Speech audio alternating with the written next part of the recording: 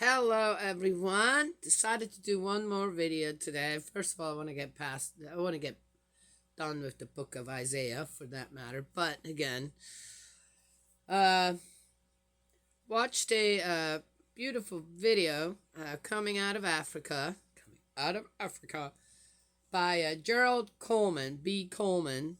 He does every so often videos on Facebook and I love them. Calls himself also the first true son of Africa. Love it. Uh, I have been amazed on what has been coming out of Africa, for that matter, when it comes to attending Heavenly Parent under the guidance, yes, of true parents and the divine principle. I've just been it's been such in a way such a here we go healing experience to see so many African brothers and sisters uniting with the rest of us from Africa, uh, with so much of the tumult that has been happening here in my own country when it comes to races and this and that. Yes, of the people. It really has been. I've had some. We always hear about all the bad experiences that people here are black African, African American brothers and sisters are having with the rest of the world here. But the thing is that I had some experiences where my heart just broke. Where why do I've never treated anybody in such degrading way, regardless of race.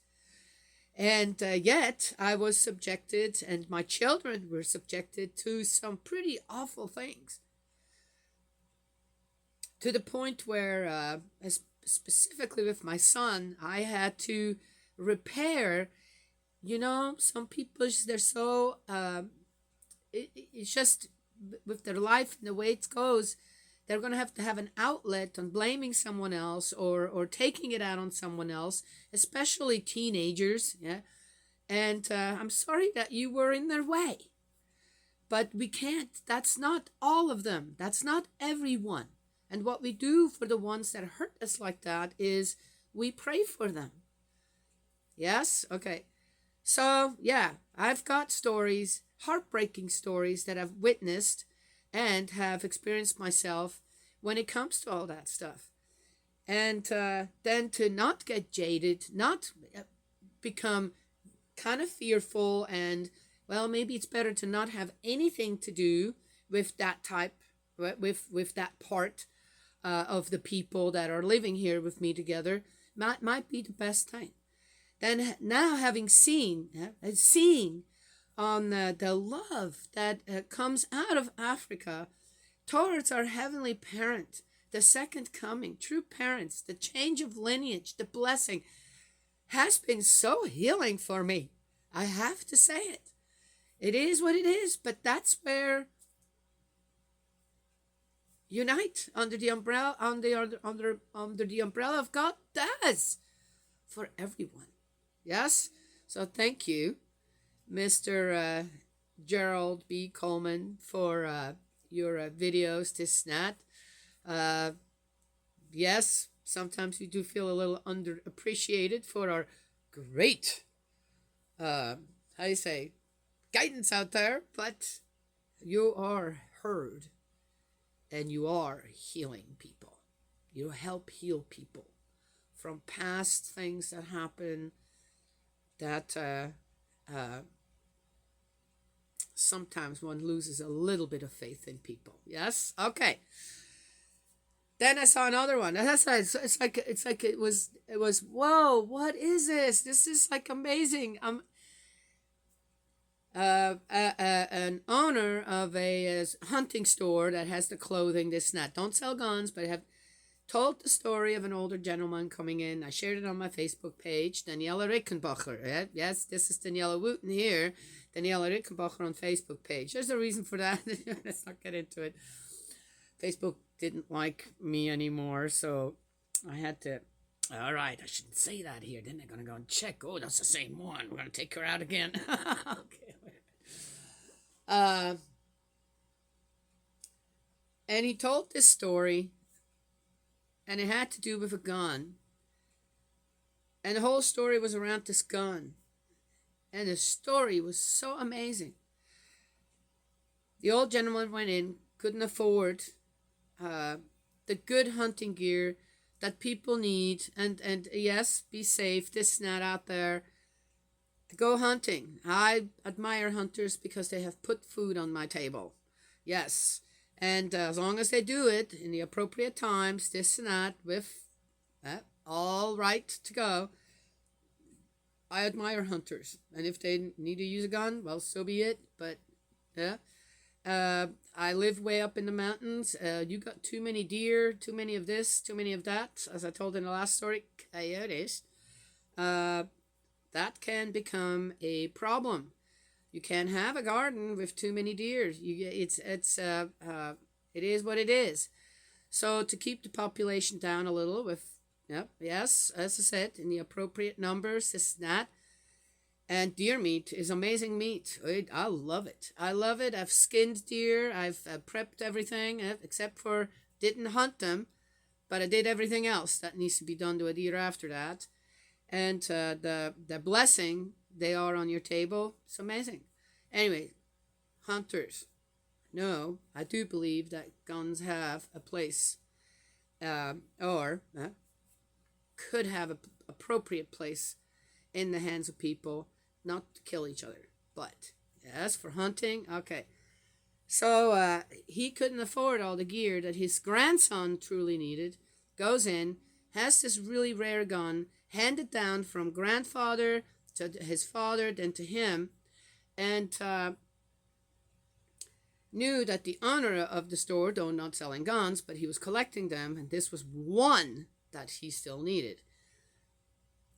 They ended up making a deal with a trade, not with money, but with the clothing, the snap, and the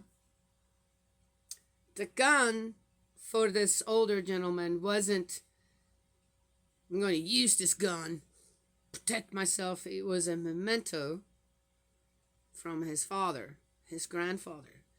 So there was a sentiment attached to that, and the owner of the store realized that, and when he packed everything in the cart, went and said, I'm not taking this gun from you, because this is something that means something really important to you from your father, from your grandfather, and you're willing to give that up for your grandson. Which it's such a beautiful story. If you don't cry, you ain't got no heart. Anyway, the exchange was so amazing. That in what way this gun played a role in that story. And again, what an amazing story. It's go viral to show people on how you restore, how things get restored.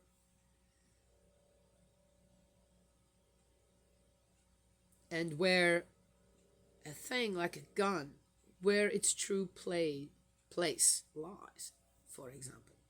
Yes? Yeah.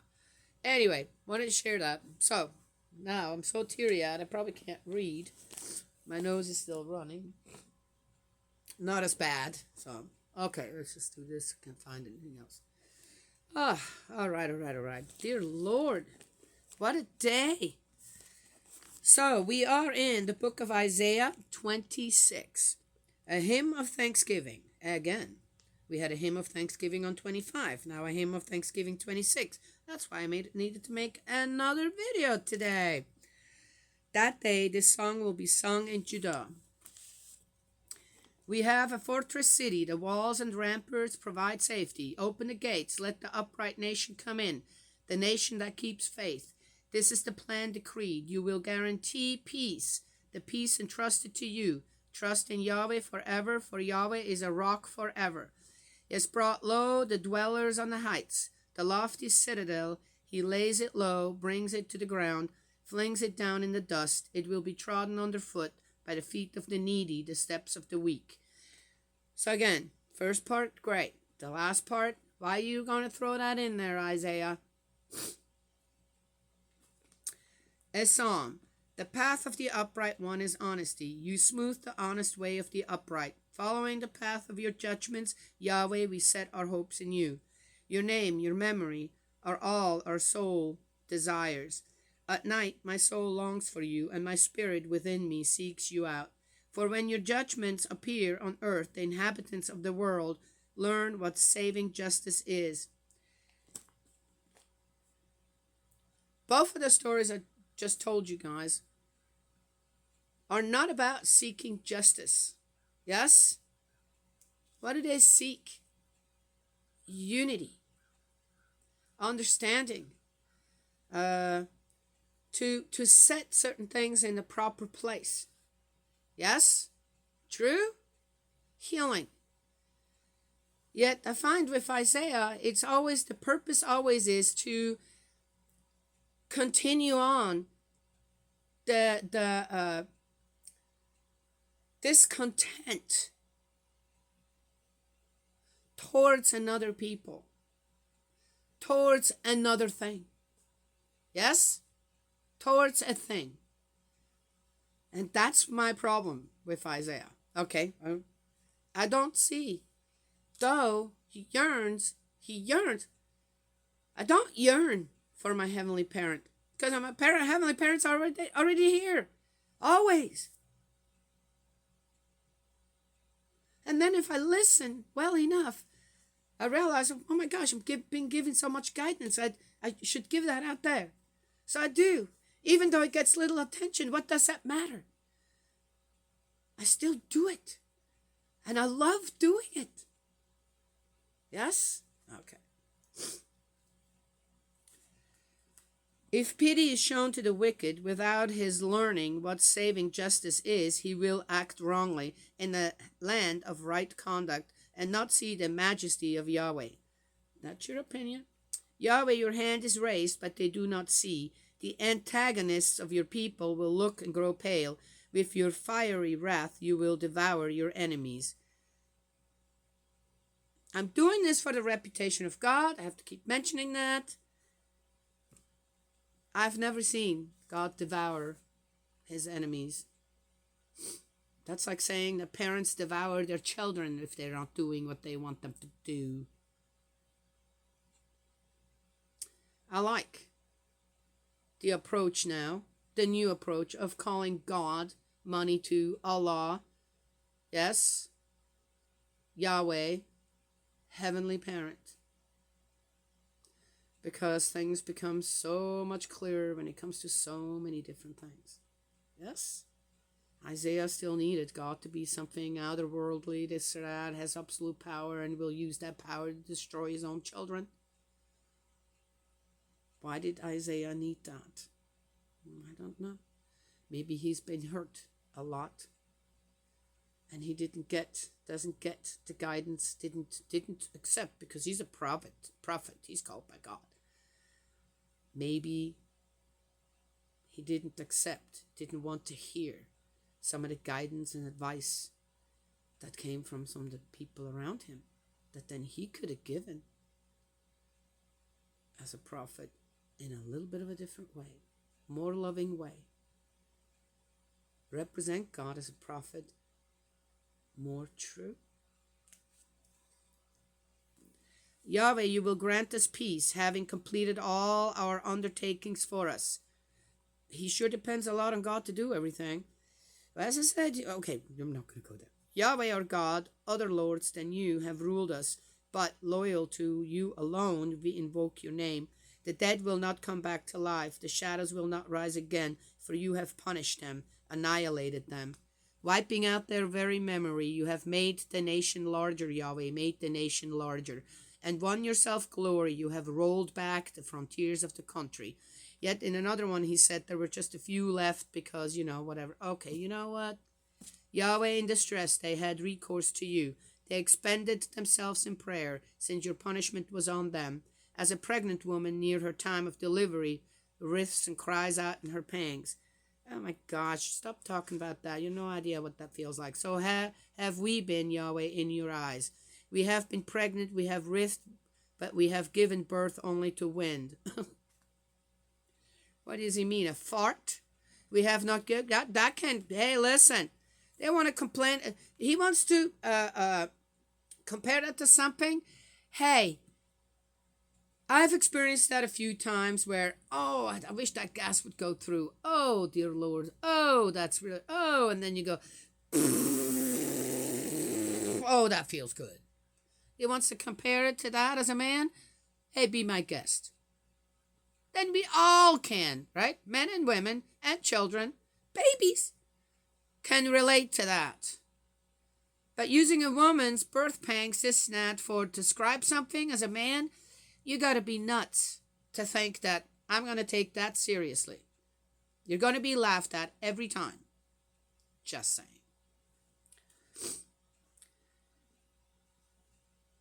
We have not given salvation to the earth. No inhabitants for the world have been brought to birth. Your dead will come back to life. He just said the dead will be dead. And here we go. As I said, flip-flopper. Your corpses will raise again. Wake up and sing. You dwellers in the dust, for your dew will be a radiant dew, but the earth will give birth to the shades. And no idea what he's talking about there. The Lord's judgment. Go, my people. Okay, so this is part of the prophecy now. Go, my people. Go to your private room. Shut yourself in. Hide yourselves a little while until the retribution has passed. For see, Yahweh emerges from his dwelling to punish the inhabitants of earth for their guilt. And the earth will reveal the blood shed on it, and no longer hide its slain. That's where the story comes in with the gun, in my opinion. That time they had other things to kill each other with, so be it. A knife, for example, right? Oh man, I don't know what I would do if I'd had to chop vegetables without a knife. Certain other things that you can do with a knife, right? Such a handy tool. But it's not meant to kill each other, yet people do with that too. Same. So, when it comes to, in my opinion, the guidance of God, I could call it the Word of God. Good luck finding a lot of it in here. It is kind of the same when you suddenly realize that is it. This is it. That's the emotions I get from my heavenly parent. Now I'm able to put it into words. That is, I don't have to hide with that. Why would I have to hide with that if there's nothing but goodwill in it?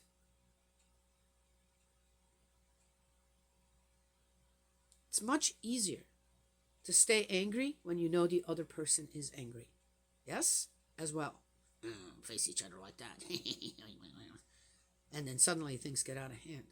It's very difficult for a person to stay angry at someone when they come and say, hey, I'm really sorry, I apologize for whatever happened, that now suddenly you're so angry at me. Maybe we could talk about it. Yes? Then what does that? Ah, interesting. Okay. Anyway, yes, Isaiah is restoring too. As I said, I'm doing this for the reputation of God, doing this for restoration of many people, obviously, maybe throughout the Bible. How would I know? Because even though I kind of, that constructive criticism that I've got going here, Isaiah has been in spirit world long enough to know, whoa, what did I leave behind? And how are people going to take all this?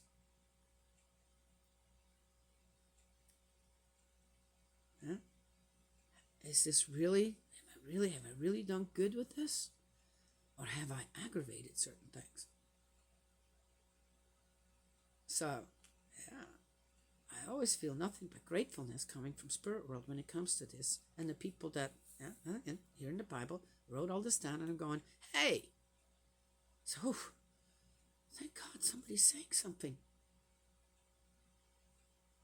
Because how can they be heard now saying, wait a minute, I know I wrote this down, but been here long enough in Spirit World, I know it doesn't quite work that way. I've given some guidance that is rather influencing people to do things I don't want them to do. Yes, okay, just saying. Well, that's all I have to share today. May Heavenly Parent bless, protect you, guide you, and embrace you with love. Eldridge, my dearest brother in faith, let's see, how much did I talk? Ooh. So one more time. I know you could just try it. Abstain from gluten, which is wheat. Any kind of wheat flour, yes? And try it. You can have rice. Rice is okay. Go read up on it, do a little studying where gluten is all in it. And the reason why gluten has become such a problem for people, because it isn't the gluten anymore that it used to be in the olden days, due to the fact that they have reconstructed the plants in a way where the gluten is much harder to digest now. So, and due to the fact that you have been under a lot of medication, antibiotics, this and that, your stomach now may have lost the ability to digest that, and hence your headaches and migraines. It worked in my daughter. It wouldn't be such a thing to try it and to see if. And you might have to give it a few days, a week or two, to see if it actually is making a difference for you, right? Yes? Just saying. It's a cheap way. I mean, it's not going to cost you anything to try that out and see if you might just feel better. Yes? I know that headaches and migraines is probably the worst thing since a child until 33 I went through, and then it just went away. Yes, yeah, there's a reason for that too. I didn't go gluten-free, but there was another thing that I did. Well, anyway, that I believe did it. But I know about the pain. It is, from all the pains that I've ever gone through, headaches and migraines is by far the worst pain I have ever experienced, and do not wish on my worst enemy. It affects your head in such a way that it's a great disability, I believe. So, anyway, give it a try. Yes, yes, yes, yes. Coming from your loving sister in faith. And to the rest of you all, I will talk to you later.